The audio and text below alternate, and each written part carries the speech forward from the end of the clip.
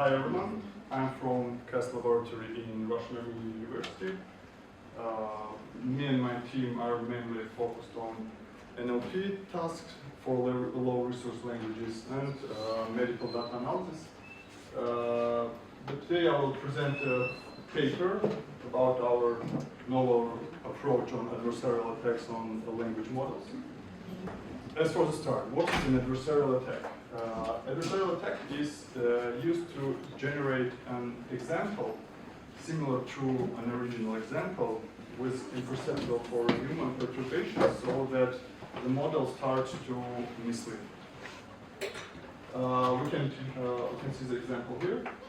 So this film is a charming story that will leave you with a big smile. It's a positive example, but we can change one letter, charming, and the model predicts as negative. So yeah, what are the objectives of these attacks?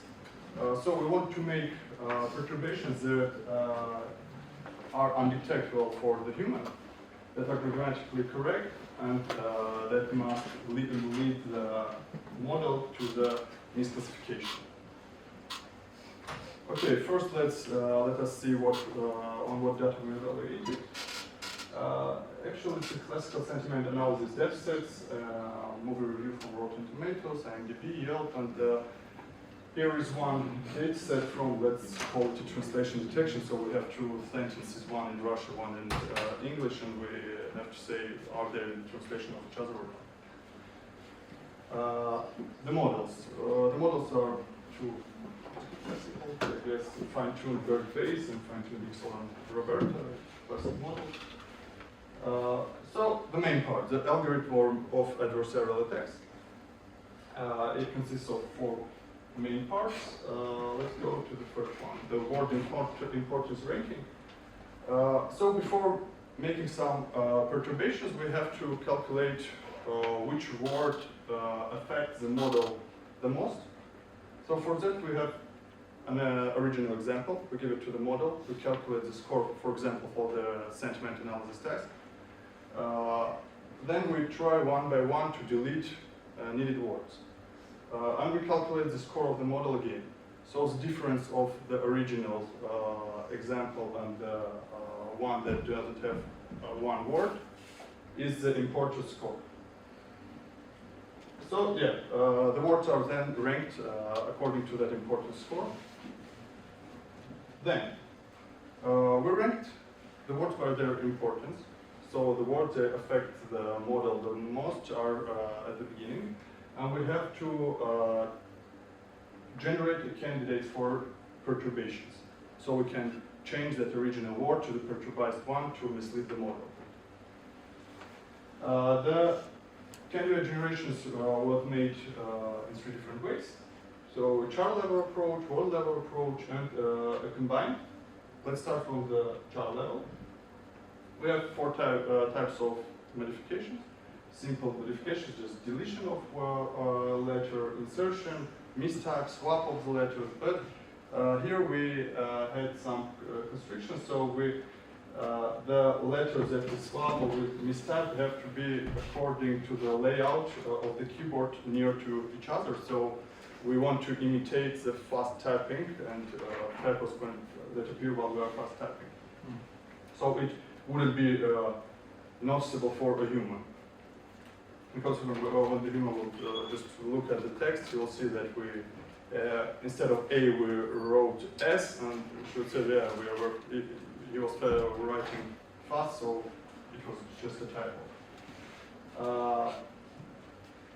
So child level filtration was made in three different ways. We tried three different approaches. So the first one. Yeah, if we use just these types of typos, we will have an enormous amount of variance of perturbations. So we have to filter some candidates, so the algorithm will work faster. Three methods of filtration. So the first one, we tokenize the original word and the perturbized word, the word with typo, with WordPiece tokenization that's used everywhere in word-based models. And then calculate the intersection between the tokens. Then, as a candidate, we took the words that had the minimal intersection. Yeah, this was the first approach. The second one, we did the same, but here we took the token count distance. The maximum of the token count distance, the better. So we took the candidates with the maximum token distance in comparison with the original word, with the tokens of the original word. And the third one is just a combination of that two. Okay, well, let's go to the word level approaches. Word level approaches, here we're based on the ChatGPT synonyms, where we try to generate ChatGPT synonyms. ChatGPT has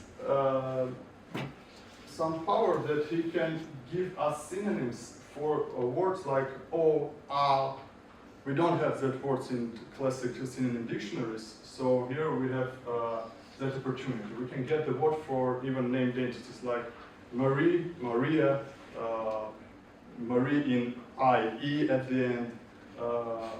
So yeah, that's why we decided to use ChatGPT synonyms and generated them with ChatGPT. So here are also, we tried also 3 approaches of generating word level perturbations. The first one, we had the original example. We lemmatized the words, and then one by one, according to their importance, we generated synonyms for them, for the lemmas of that word.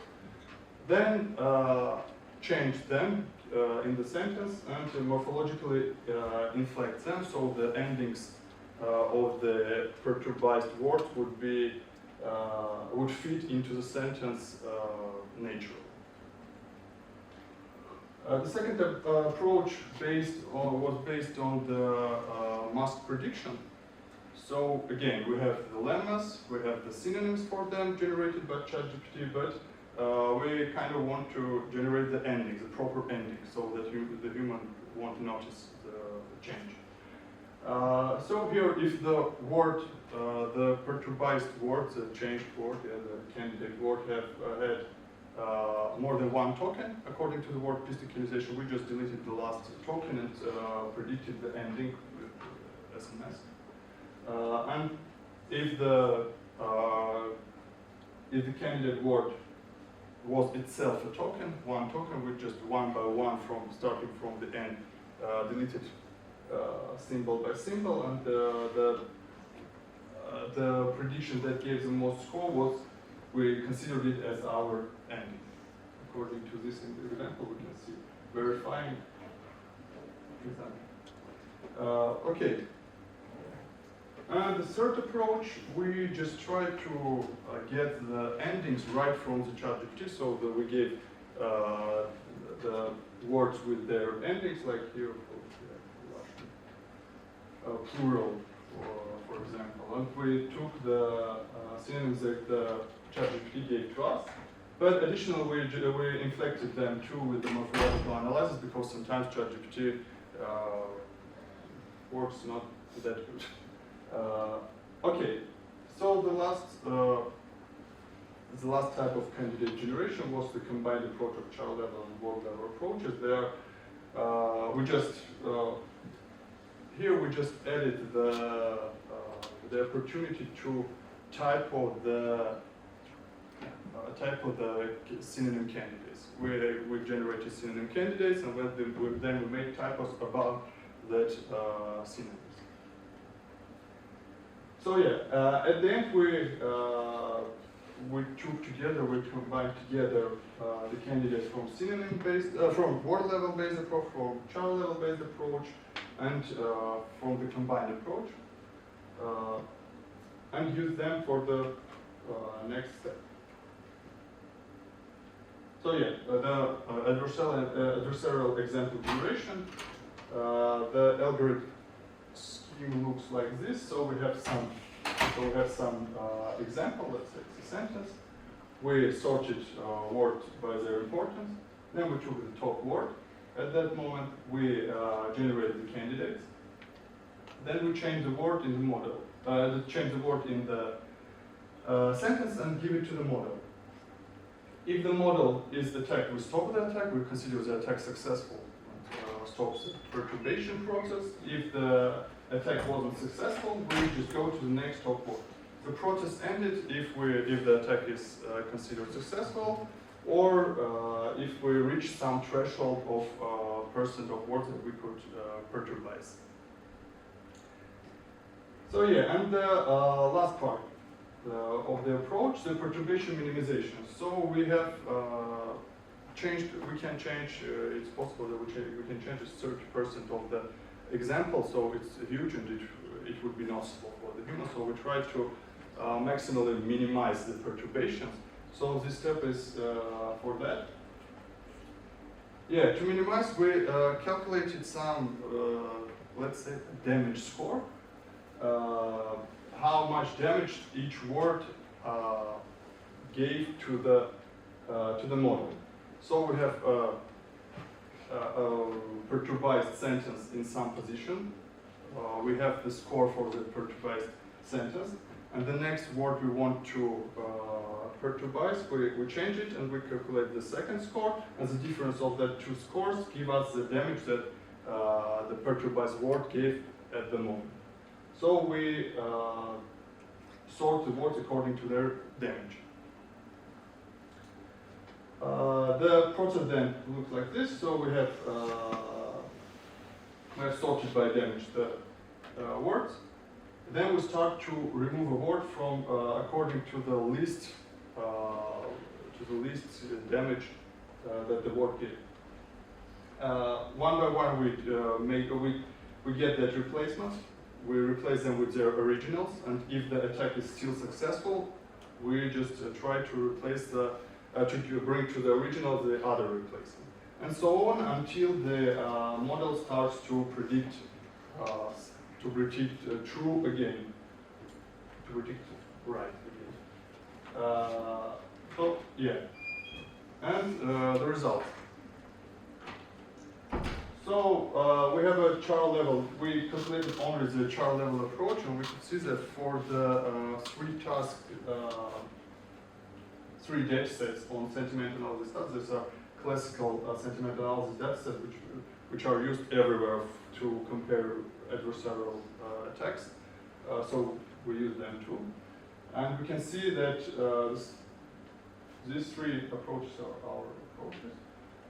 This one is the previous state of the art that used only char level perturbations. So we surpassed it according to attack rate, perturbation rate, Levenshtein, and Levenshtein distance. The final and the main result of the whole algorithm, we compared it with different algorithms of generating adversarial examples, and these two are our algorithms. So we surpassed the previous state of the art numbers by attack rate, sentiment, similarity, and the Levenshtein distance. But actually, we lost in perturbation rate. Yeah. So we calculated also for the Russian-English example. So to try to understand if the algorithm works for other languages too, we made the perturbation in Russian, and we can see that algorithm also according to the metrics is works pretty well. For example, for Russian, I can't say for other languages, but for Russian it worked too.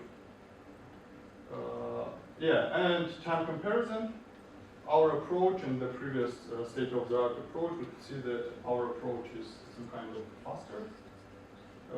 So yeah, we calculated the time using just one RTX 3090. Yeah, thank you, that's all.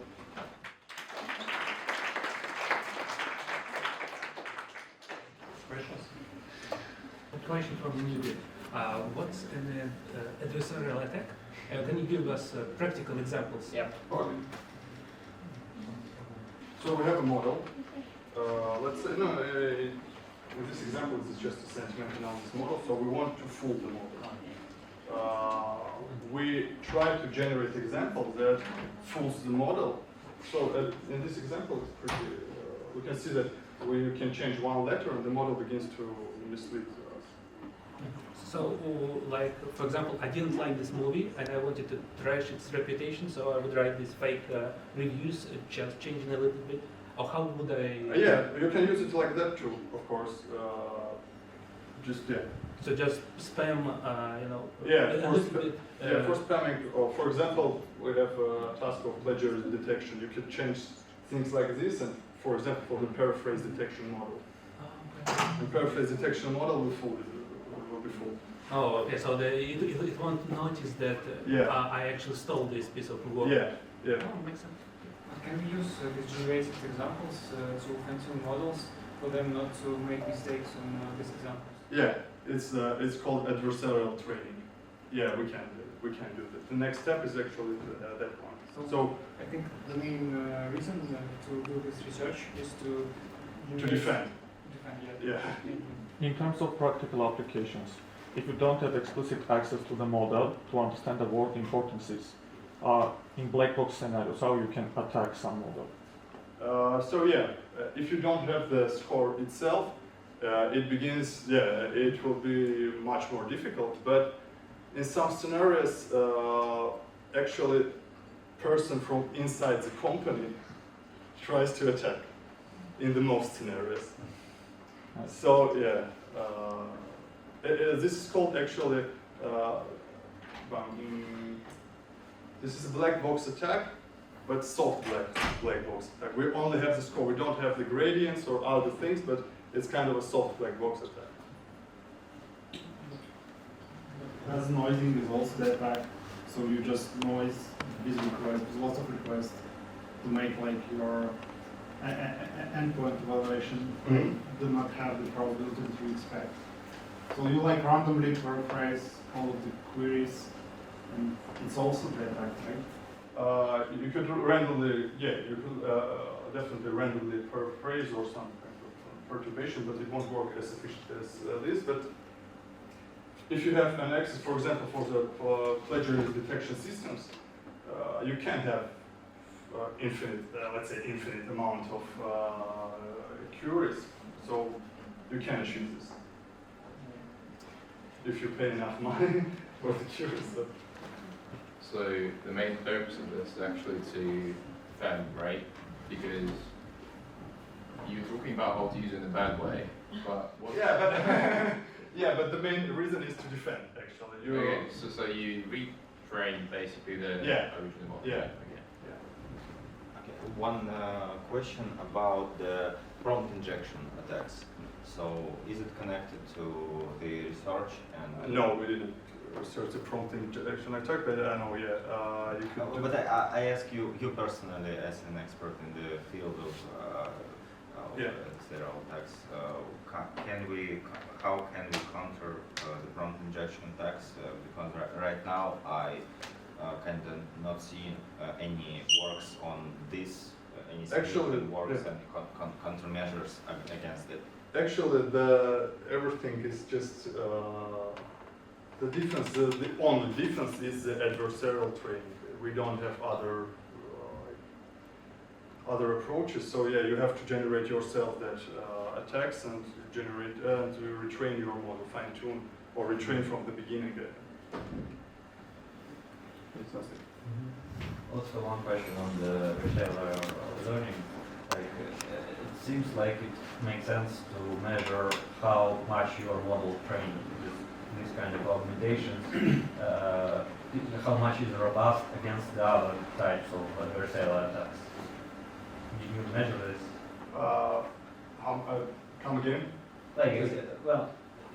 Say you have the model and you teach it with this kind of augmentations, use these adversarial attacks as augmentations, and then measure how much is it robust against the other types of adversarial attacks. We didn't measure that, but yes, it's I know. I understand what you say. Actually, the best practice, I guess, would be, I didn't try that, but actually the best practice, I guess, would be to try to take all of these state-of-the-art adversarial approaches, generate with all of them, and retrain the model with all types of attacks. Well, yeah, but if you don't put all of them in the training set, it can measure how much your kind of adversarial attacks, how much is it better than the other type of adversarial attacks? How much is it more general? Yeah. How robust? Yeah. Yeah, I understand. Okay, I agree. Yeah. Can, for example, smart fact-checking models prevent adversarial attacks in this comparison with these 2%? Oh, I get they definitely will be able in this scenario, I guess, yes, but it's kind of an extra resource that you have to have above your model that could be attacked.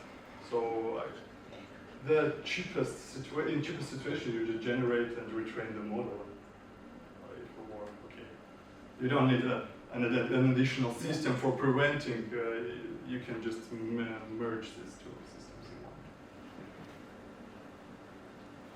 Yeah. And if I understand correctly, it's like in 2000s we had a problem with viruses, right? You had an arms race between hackers who tried to attack your computer, and you had antivirus companies who produce software that would protect you. And in 2023, we are entering this age where there are people who would like to attack ChatGPT or other language models, right? And there are also people who are trying to protect these models from such attacks.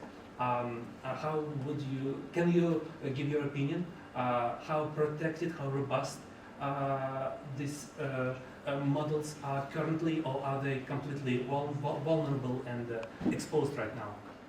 Mostly they are completely vulnerable right now, because this type of research are starting from 2020, I guess. Most companies don't understand the intricacies, right? Yeah. So I have a question about what's set up. You mentioned that you have translation, right? So it's from Russian to English. Yeah. And for classification, it is clear. Is it correct label or incorrect? But for translation, how do you measure this is still correct translation or this is already incorrect translation? Define.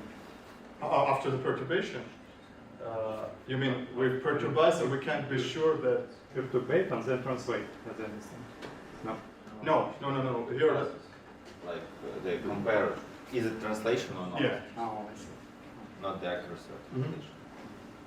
Okay. If we don't have question, let's finish.